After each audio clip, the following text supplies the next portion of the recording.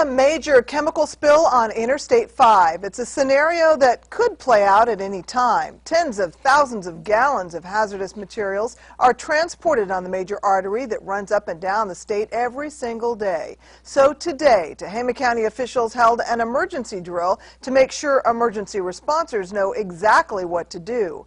Action News Now reporter Charlene Chang was at the CHP's Cottonwood inspection facility for the drill today and files this report. The 911 call came in at around 9 a.m. A red bluff ambulance, a traffic collision, northbound I-5 at the scales, 0911. Reports came in of 30 critically injured victims and a suspicious smell in the air. There's no plume, there's no vapor, but there's a distinct odor of rotten eggs. Luckily, this time it was just a drill. The incident involved a tanker truck loaded, carrying a type of pesticide we call an organophosphate. When the tanker truck actually crashed, it was involved with other vehicles, so those people had injuries from the initial crash, plus with the traffic being come to a dead stop both north and southbound because of the incident, they were exposed to chemical as well. Once the incident is called in, emergency personnel are working against the clock. They have 1 hour to administer antidotes to victims that have been exposed to the chemicals.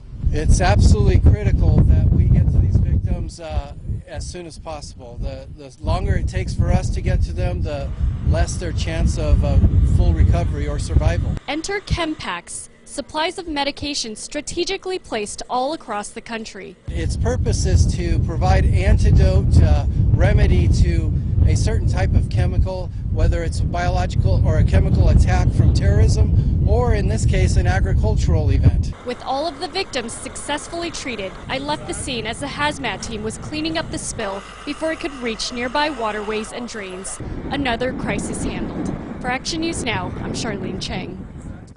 The American Red Cross was also on hand for the drill. Volunteers were stationed at 2 nearby churches to practice sheltering evacuees and learning how to handle any contaminated victims.